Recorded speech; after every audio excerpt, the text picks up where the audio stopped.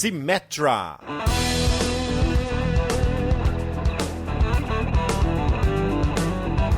I'm here with Brad Finlayson. The name of your company is... GamePoint Game Systems. And you are kickstarting a game called Symetra, right? That's correct. Okay.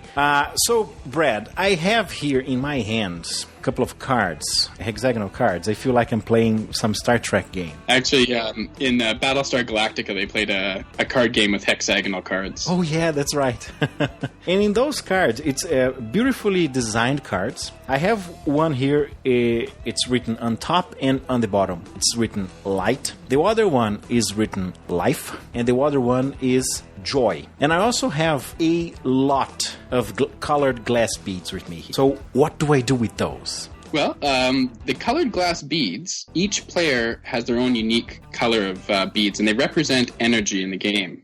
And the goal of Symetra is to have the most actual energy at the end of the game. This is opposed to your potential. So at the beginning of the game, you divide your glass beads into two pools. One has 30 energy on your right, and that's your actual energy, and that's your in-game energy. That's the game you actually have, and it's the winning condition for the game.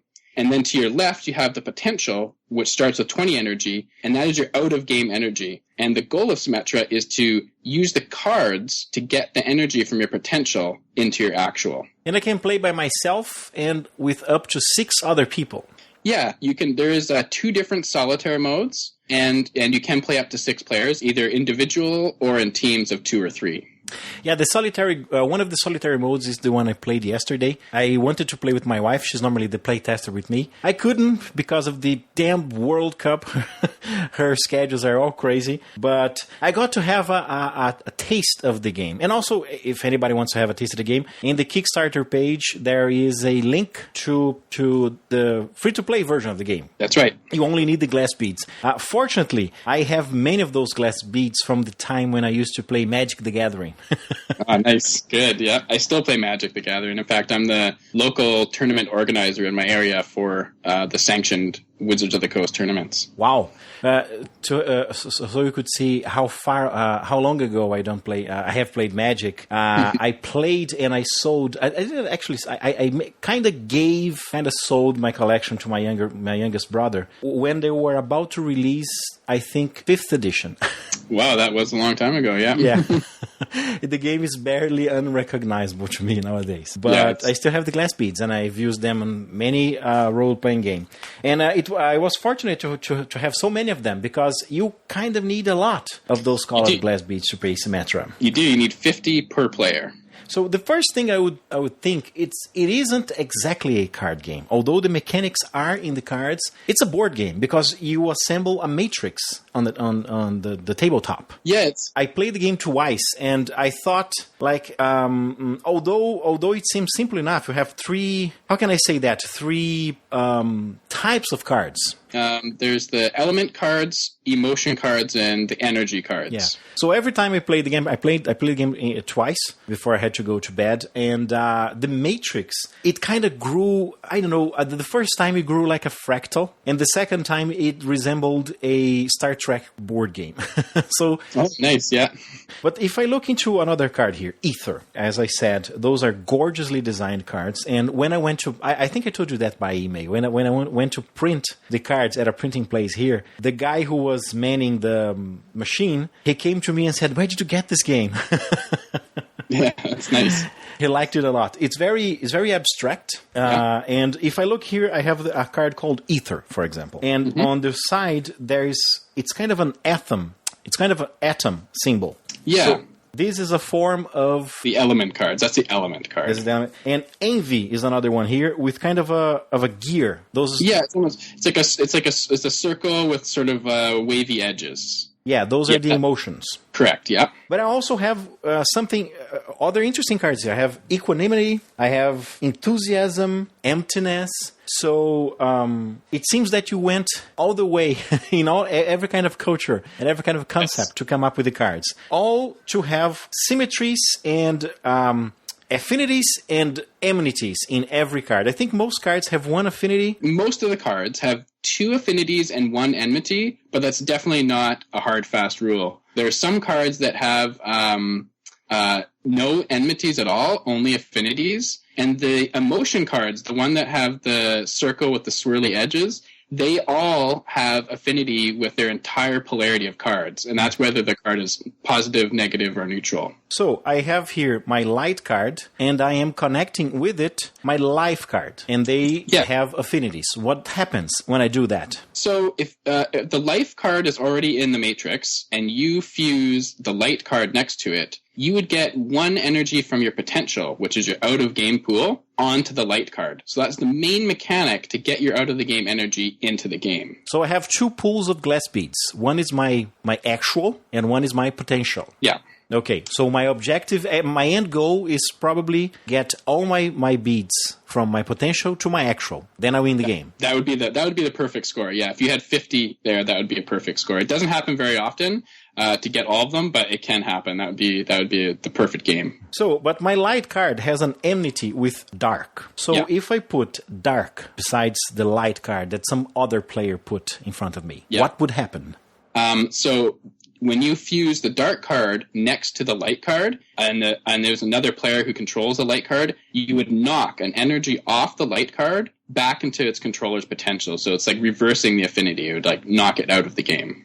So in essence, I'm not gaining anything, but I am putting a roadblock. Yes, I'm hindering my adversary. That's right. All right. So I need to think a lot before setting down the cards, because I never know what other players are doing. I might think I'm setting a trap here, but somebody else has a card that uses up my card that I thought was going to be a hindrance. Yeah, there's a lot of strategy in the card placement, which is the card fusing, because whenever you create spots in the board, people are looking for places where they can put their cards, where they get multiple affinities and enmities with one placement. And so anytime there's a spot in the matrix that, say, has 3 cards that you can have next to it, that's like a really prime real estate, and people are always trying to fill those spots up.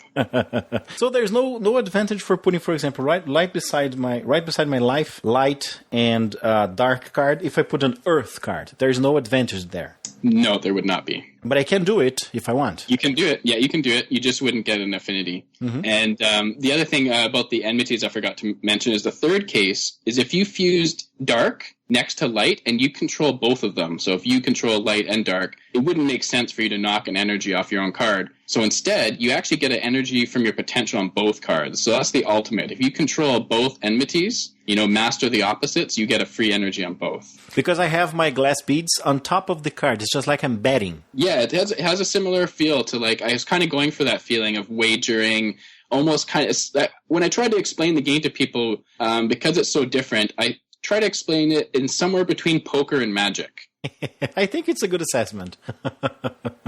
I felt like I was playing some version of poker from one of the Magic the Gathering dimensions. Yeah, there we go. Well, it's I actually have 2 worlds that for my game system that I plan on releasing, and the Symetra deck, the game that we're playing, in the bigger scheme of the game system and world, that's actually an item that a character has in the other games. So when I release the future games, and they'll be like miniatures games with, tactical tabletop battles and stuff, there will be a character that, as their equipment card, has this exact deck and is able to use that in the miniatures game to alter the battlefield. There is actually a character in Symetra. There is, yeah. That's the name of a character. It's the name of a character. And so I'm playing the game not just for fun. I'm playing Symetra for the sake of a whole reality. Yes, that's right. So what's the story of the setting of Symetra? So the story of Symetra is that the character Symetra was originally born in ancient Egypt. And at that time, she ascended, so she sort of transcended her physical body through means of technology and magic. And she became a traveler who travels between different worlds in the galaxy. And so it's been a few thousand years since she was on Earth, but she's returned to Earth. She's looking for champions, psychic warriors, to help her on her new home planet of Orbworld. The thing with Orbworld is it's a world I created where everything in your environment is, you can change it with your thought. So imagine if everyone had the ability to shape their surroundings so they could walk through the forest and cause a plant to grow, or pick up the earth and shape it. And on Orb World, as you can see in the new cover art for Symetra, characters have orbs floating around them. And these orbs are of, you guessed it, elements, emotions, and energies, the same ones that are in the Symetra deck.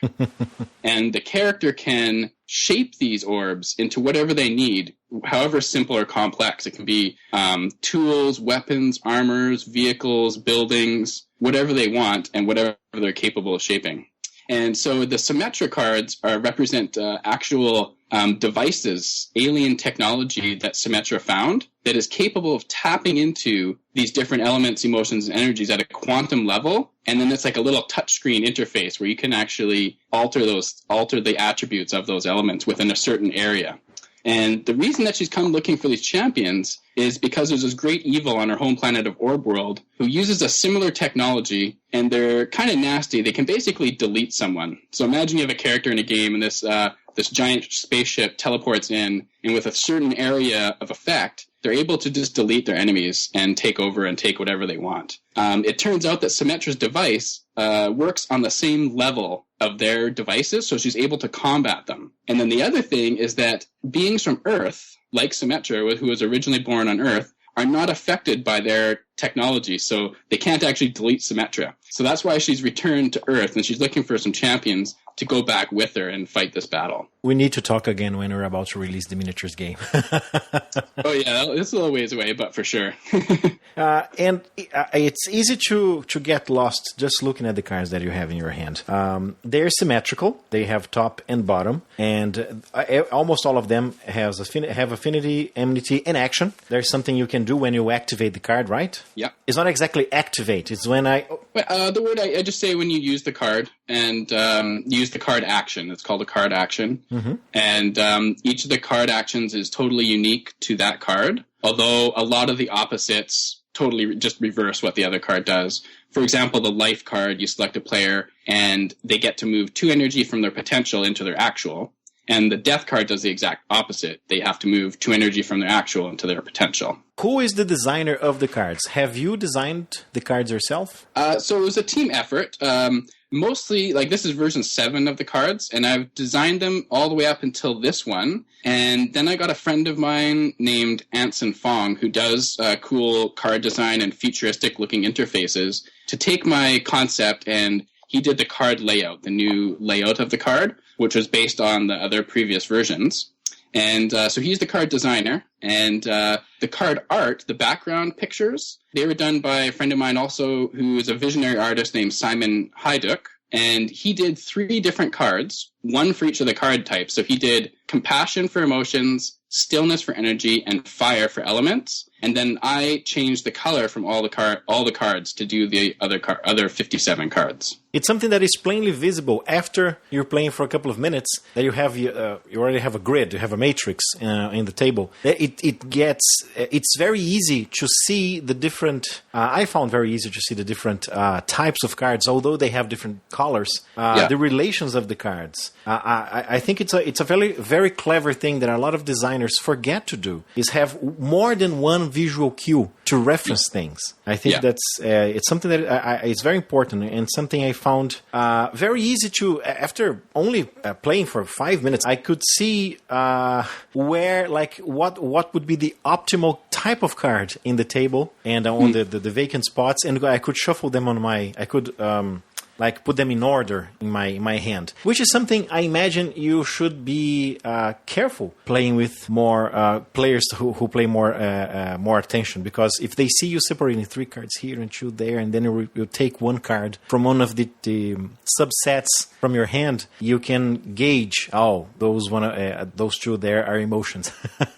Yeah. So I imagine that you've play tested the game a couple of times. Oh yeah, hundreds of times, and so you've only played the solitaire mode, is that correct? Unfortunately, so. Yeah, I haven't quit yet. I intend to play this game this weekend. Yeah. So the solitaire version is the one that you played. There is 2 solitaire versions, but the one that you played is very different from the main game mode. It's like quite a bit different and the matrix does not get as big in the basic game mode.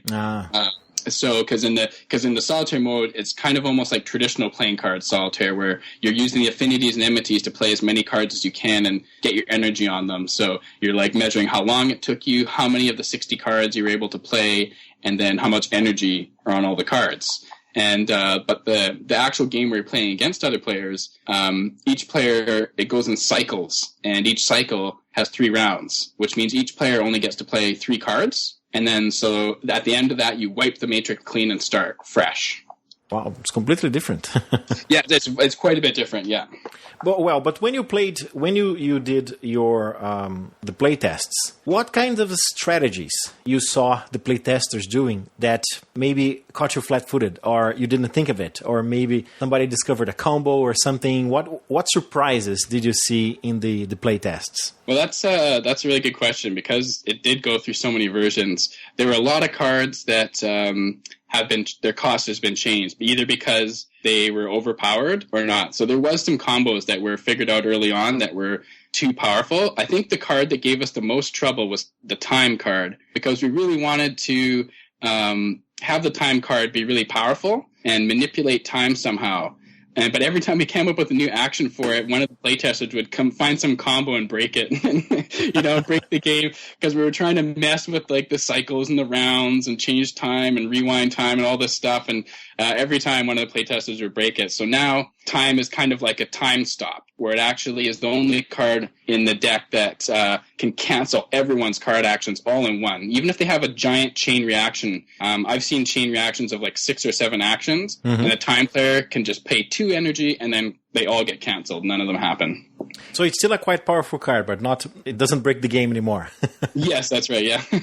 So if I decide to play, I'm going to play Symetra, hopefully with my wife tonight, and with a couple of friends over the weekend. What kinds of things can I expect? Like, what kind of strategies can I predict from a game with 2, 3, 4 people? Does it get longer?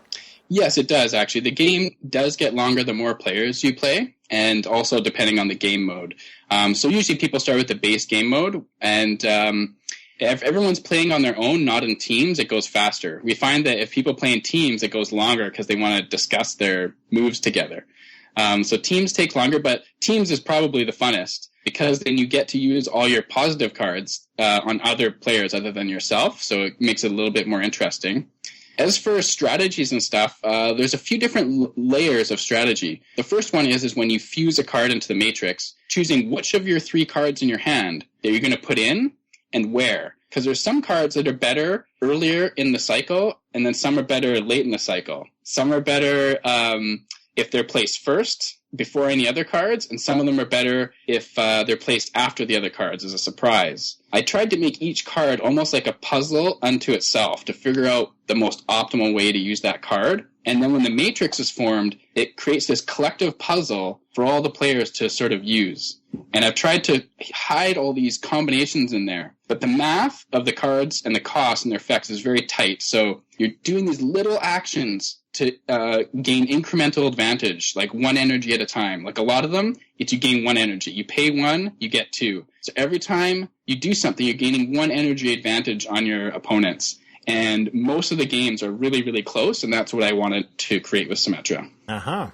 So it's possible to have some analysis paralysis going on sometimes. Especially on a bigger matrix, you could totally have analysis paralysis, for sure. It can happen. And that's where the skill comes in. So the player who has the larger scope, the vision of what the different players can do at that time, they're the ones that can tempt people into using their actions, because then it gets into the reactions and chain reactions. And a reaction is an action that you take, one of your cards that you use as a reaction to another player using one of their actions. So if a player goes and uses their card, you can say, oh, I'm going to use my reaction. I'm going to use this card first. And then your action actually happens first, and you could even cancel theirs. But you need to be able to put it in the matrix.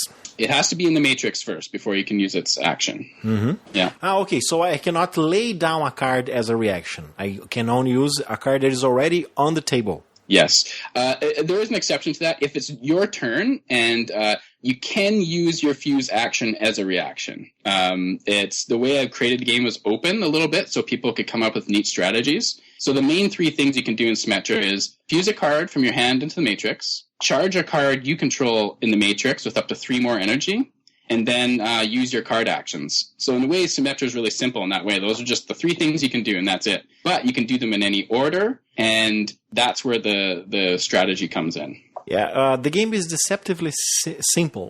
When I downloaded the free-to-play and went to print it, so I got an email from you saying, don't hesitate to ask me any questions. I said, okay, all right. I've been playing games for a while. How difficult could it be? And then I read the rule book and played once. I realized, like, the complexity of the game is not that it's a 60-page rule book. Is that it's deceptive. I have 3 options, as you said, but I can do a lot of stuff with those 3 options because it's like every card has a couple of rules onto themselves. Yeah. So they kind of change the game depending on the cards I have in my hand. So I felt it was a very open game. I'm dying to play this with more people. Do you feel the more the merrier?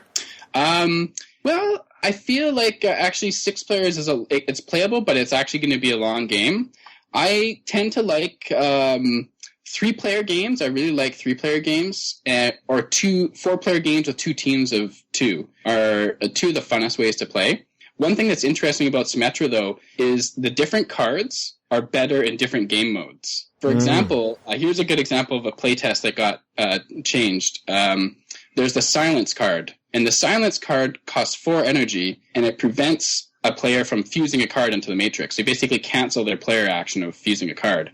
Very powerful. It used to only cost 3, but then I was on a cruise for 3 weeks to Hawaii with my sister, and while I was playing with my sister over and over again, 2-player games, we found that silence was just way too powerful in a 2-player game. Because you get silence down, you can just lock out the other opponent. And because it only cost 3 energy, it was too easy to keep going. So I had to bump up the cost to 4. However, in a multiplayer game, like 3 or 4 players, all of a sudden silence isn't that good anymore, because if you use it on a player and stop them from fusing a card, you're now 4 energy behind the other 2 players. But then it changes again. All of a sudden you're playing team mode, and now silence is good again because you stop them from fusing a card, but the other 2 players, one of them's on your team, so it's not as much of a downside falling behind by 4. So another good example are the passion and depression cards. Some people ask, they look at them, how is this even useful? Like, it doesn't even seem that good. It seems like very fringe. And what they do is they select a player, and for the remainder of that round, all their card actions cost 1 less energy. But in a base game mode... Sorry, I have the card here. It says it costs 1 extra energy. Oh, so that's depression, and then passion does the reverse, where it's costs 1 more energy. Oh, sorry, I thought I heard depression.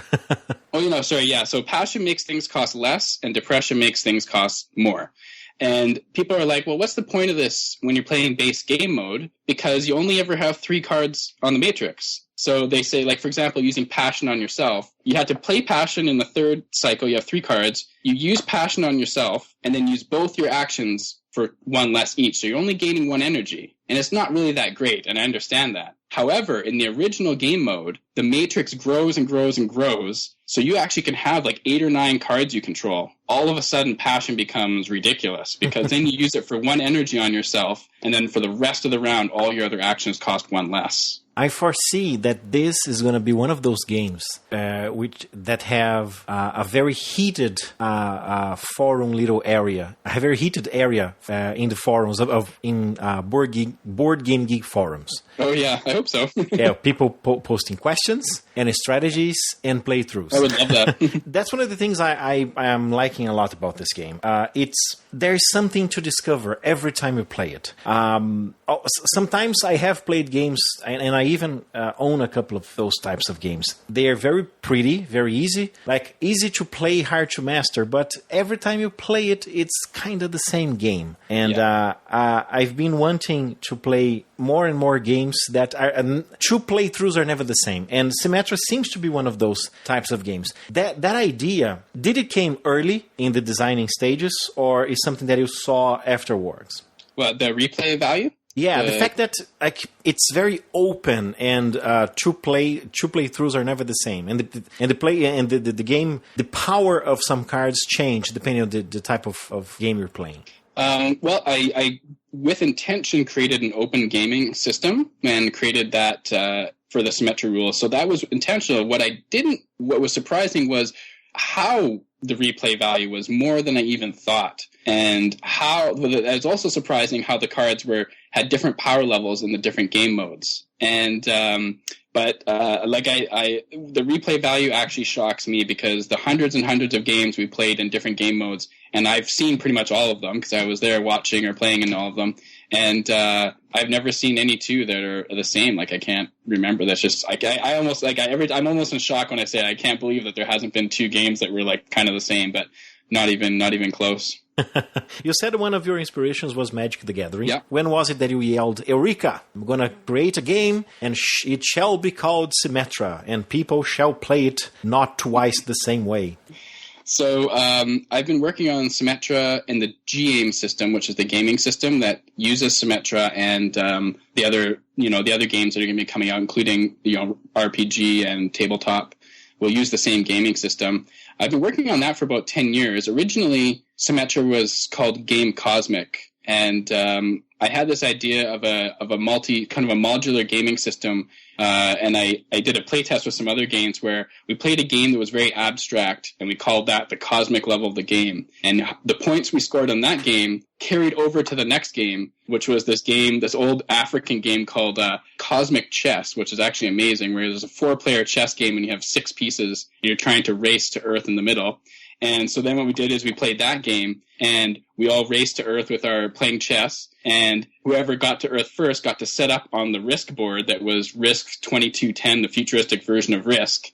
And we kept going. So we scaled it down from like this cosmic level to this like intergalactic level, and then to the actual fighting on Earth. And that was one of my inspirations for the GAME system, to play on these different levels. And so I first created Game Cosmic. I wanted a deck that was the ultimate deck, like you were saying earlier about. I wanted to include all the elements, all the emotions, all the energy types from all the games, all the spiritual traditions, all the philosophic traditions, divination traditions. I wanted to include them all, make the ultimate deck. That was for me. I wanted to make that. And in that way, I wanted to make it a study of game mechanics as well. So by covering all these elements and aspects of our universe and giving each one of them a unique card action that reflected that aspect, I knew that I was going to create a game that had lots of combinations and a very open deck that could play almost any type of game with it. So later on, I wanted to tie the story to the orb world, so I named it after the character who has the device, and the name suited too. So it just kind of all tied together a few years ago. And the shape of the cards, you were inspired after watching Battlestar Galactica. No. I saw that because I've been using hexagon cards since the GM is beginning, like 10 years ago. So it was way before Battlestar Galactica. But when I saw it on Battlestar Galactica, I was happy because Battlestar Galactica is an awesome show and it's so famous. So, that connection that people make when they see Symetra, because the back of the card even looks a little bit, has this like blue or whatever. They're oh yeah, it looks like that game from Battlestar Galactica. And I'm like, yeah, cool, right on. But I always wanted to use hexagon cards because the main part of the rule system was this modular connection of cards together, whether you're creating a board or creating a matrix in front of your character. Yeah, I never got it. Why Wizard of the Coast, for example, never updated the miniatures game, the D&D miniatures game, from squares to hexagons. Something that Steve Jackson Games has been doing for, forever. And it's way easier when you are laying down maps to use hexagons because you can actually the central point of a hexagon is equally distant to the central point of every hexagon that is beside it. Exactly. And that's not true with squares. And when you go to play the old Star Wars, the previous Star Wars game, the Sega edition, you had that weird rule that the first square you moved in diagonally costed 1, then the next costed 2. It was weird math, and using hexagons is way easier. And it makes for a pretty game in your table. Yeah, for sure. Yeah, I like that. I'm really into sacred geometry, which is studying the geometry and patterns that lie within nature, all the way from, the spiral of a snail shell to the roots of a tree to the lightning strikes. And the hexagon is central to all of those designs, actually. So and you have fractals as the main, the main art of... Yeah, the card art, yeah. of every single card, which makes for a beautiful game in the table and holding in your hands. There's actually one of the backers on Kickstarter said that he wants to get an Oracle version of the deck, because there's an Oracle version of the deck that's for doing readings with, kind of like tarot, and the Oracle version, you get to see more of the art, because there's the game information, the action on the card doesn't have to be on there. So he wants to get a version of the Oracle and make wall art out of it. So I thought that was kind of cool. I can see a version of this game. Being played at a cyberpunk setting, maybe in Shadowrun, something like that. Yeah, totally. Well, that's the world that it's from is a sci-fi fantasy world mix, and it's definitely this item on that world is one of the most powerful items. Like, imagine you had a computer card. There was this touch screen, and all you had to do is touch it and focus on a different element or emotion or energy, and then within, say, like a mile, you could alter that and just kind of use drop-down menus and touch screens and change the attributes and shapes of whatever you're focused on. Have you seen those pictures on Board Game Geek of some blokes playing Magic the Gathering with iPhones or iPods? Oh, no, I have not seen that one, no. Yeah, it's a game of Magic the Gathering. I think they were using iPod Touches or phones. So every iPod was a card. And oh, yeah. And one of my friends, who is quite addicted to Magic the Gathering, he said, and it would probably, depending on the cards they're using iPhones would probably be cheaper than having the actual cards. That's right, yeah. Yeah, so if you want to play Legacy, then you can have your Black Lotus picture on your iPhone. You sell your Black Lotus and you buy 50 iPhones with that. There you go. Yeah, totally. All right, Brad. It was awesome talking to you about your game. I can feel you are very excited about the game. You are authentic when you talk about the excitement that games brings to you, and I think that seeps through the game. As I read the rules, as I play tested it, I want to play this game. I had a Arkham Horror game scheduled for tomorrow, but I managed to convince my wife that I should play this game here. Great. And I'm going to have a gameplay video up within the next couple of days on the Kickstarter page. Oh, yeah. As we record this, you told me you were trying to set it up today. It wasn't possible? Yeah, actually, well, the funny thing is I've got the gameplay video done. But it was a really complete playthrough that was very, very detailed, like play by play. It's about a 15-minute video of a single cycle. So 4 players playing a single cycle with a lot of cool interactions and high-level strategies. But after watching the whole thing through, I was like, you know what? I kind of want an intro video too. And I know I've seen other campaigns do it, because the Kickstarter video doesn't really go into the rules at all. It's just an intro to the project. And then the gameplay video is like super in-depth, like every move-by-move strategy and what they're contemplating their moves should be. And then I realized that I need one in between that's like a minute where it just quickly goes over the base mechanics. So I'm going to make that video first to get that done today, and then I'll put them up. For people who want to watch it, will the full video will be available? Oh yeah, I'm going to put them up at the same time. I just don't want to put the super long video up first, because I would like people to actually watch the 1 minute one first. So, all right. But it's only going to be like a 1 minute one, so I should be able to get that done today, and then I'm going to put them both up at the same time. All right. So Symetra, hexagonal card game of elements, emotions, and energy by Game Point. I've been talking to Brad you were talking to me from Vancouver. Yeah, I'm on the Sunshine Coast, which is a 40-minute ferry ride from Vancouver. All right. And the game is being kickstarted right now. You're pledging 12,000. This is Canadian dollars, right? Yeah, that's right. Yeah. I didn't know that Kickstarter was accepting Canadian dollars. They just started like a few months ago, not that long ago. And if you're listening to this on Saturday, the 14th of June, you still have a little over 3 weeks. No, exactly 3 weeks actually to be a part of this game. As you say in the video, in the Kickstarter video, the game is ready. The game is done. Yes, it's totally done. Yes, what you need is the money to massively produce the game and have it ready for Gen Con. That's correct. What are your plans for this game?